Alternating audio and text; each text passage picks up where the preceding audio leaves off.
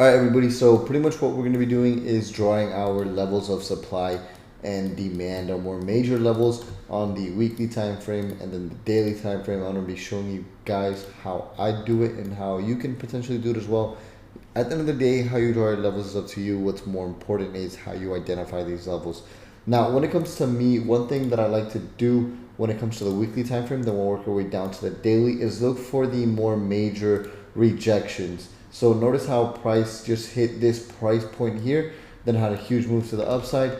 Also notice how we have an initial rejection here, we have an initial rejection of support here, and then we had a big move to the upside. So when I look at price, this is what I'm currently seeing. Huge move to the upside. Notice again, another rejection. This is what I see right here. Huge move to the upside. So now that I've identified this area as being our potential support and resistance level, our main level of supply and demand, what I'm going to be doing is putting a random horizontal line here. I'm going to be making this black, and I'm just going to be looking for the best possible price to put this at, where I have the most touches and what makes the most sense to me. So 1687 is going to be the level that I decided to have the actual horizontal line marked off at.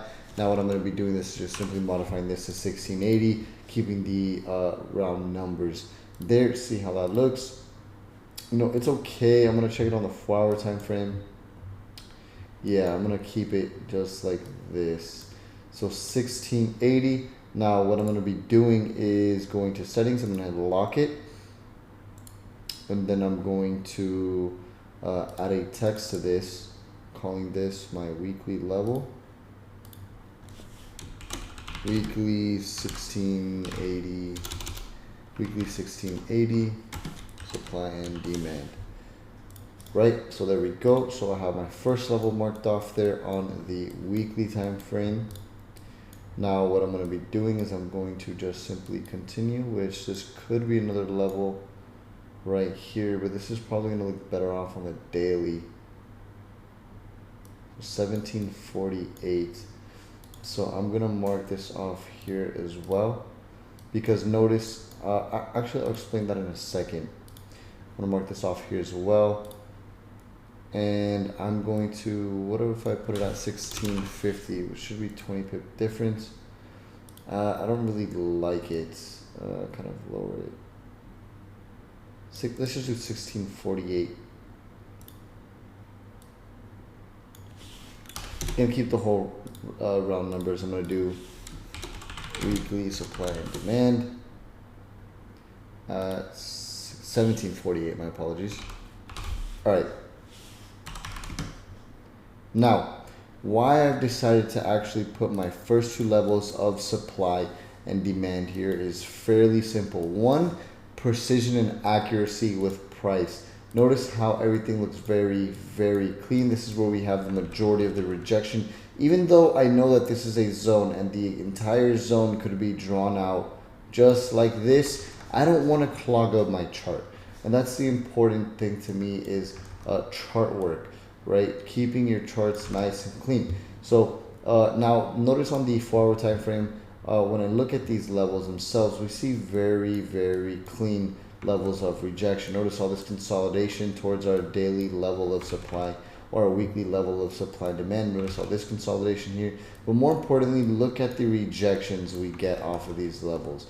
That's what's more important to me, right? So very clean, very clear. If we bump it down to the daily time frame, we could see we have supply and demand playing out quite nicely, and we see that the market makers are pushing price from this zone roughly every single time. Now, why I decided to put my second level up here was very, very simple, because this is where price actually halted and paused for quite some time, and then actually came back down and continued to go up from this area. So once price rejected 1680, we came all the way to 1748, and then notice the struggle here as well, right? Now, actually, I remember trading this area here too. This is where I had my 100K day on FTMO. So that was great. So that's where I decided to place that there. And we could just see this level of supply and demand currently working with current price action. So we know the best area to buy in this situation. Wouldn't be right now, but would be to see if price can actually come down here and then look to take a buy position from this point on. So we're actually going to continue here and see what else we can actually come up with. I want to say this would be another one, this 1830 level. 1830, we're going to put weekly 1830 supply and demand. And we're going to lock this here as well. Let's go to the daily, see what that looks like. That looks great. And then I feel like we can add one more level here, which could be right here, even though that's far-fetched into the future. 1900, what does that look like? Well, it might be a little bit too much, but I'll leave it there for now. What I'm gonna do, again, go back, weekly 1900 supply and demand. Done. Can I move it? I'm gonna have to edit that. So let me go to coordinates, 1900, okay. Then we're gonna lock it, done.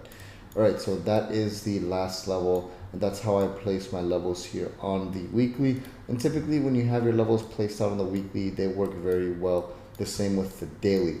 Now the thing about it is though, when it comes down to like your main levels of support and resistance on the daily time frame, like let's say you see like this level right here of support. Normally what I would do is just draw out zones while price is trading in that area, just like this, so I know that I'm at trading above support right now, and I'm probably going to be looking to go long because price is failing to break support. And that's just how I draw it out on the daily. On the daily, I typically just use zones, but that's how you can draw out your support and resistance, supply and demand levels there on the daily. Again, you don't want to do too much, but you want it to be as effective as possible. And again, when it comes to the daily time frame, you see we have resistance here. Just simply click, drag, drop, and drag it out into the future, and you could see it kind of play out there. Notice the break above, the pullback, the retest, and notice the weekly rejection of 1830 there as well. Very clean. You want to keep your charts as clean as possible. Whoops. But have as much detailed information as possible when it comes to your trades or when it comes to your levels, so that you can anticipate future trades and kind of know where price could potentially head next. So what we're doing is we're trading with ranges here. So we know that, hey, price rejected this 1680 level. We're probably going to go back up into 1748. Hey, price broke above 1748. Let's see if we come back down into the 1748 for a retest before continuing to go up. Now, as you can see, this is a level here on the daily, which I'm going to actually mark off. What I'm going to do, I would say probably right here works best. What I'm going to do, I'm actually going to change this color. I'm going to make it something that's not black, but something that looks a little bit cleaner. What about, no, it's just, that was ridiculous. I don't know why I did that. You know what, I'm going to leave the white. I'm going to leave this marked off here on the daily because we know that this is more daily support. So what I'm going to do is I'm going to type daily, and I'm color matching them so I know what type of level we're approaching when price is actually trading at that level, which you can see is we're trading above daily support now. So we could look to take a long position from literally this level of support where price is currently trading at, right? I'm going to add another one right about here. And again, notice the overlap here on daily level of support. I'm going to do daily. I'm going to lock it. And for now, that's about it. I don't want to add more. I think I'll just do maybe this one last level right about, I feel like 1726 is more accurate.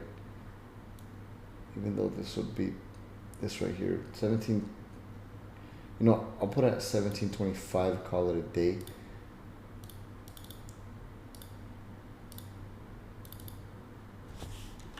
Daily.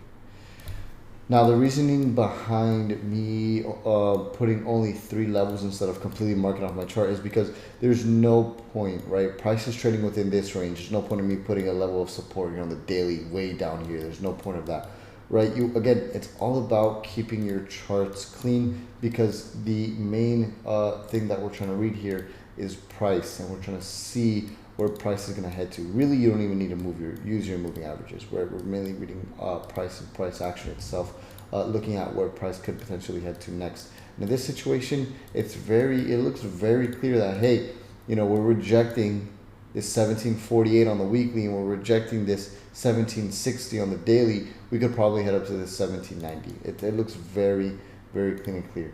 Now, in the next video, what we're going to be doing is pretty much going over the 4-hour time frame and the hour time frame, and seeing how we can mark off those levels.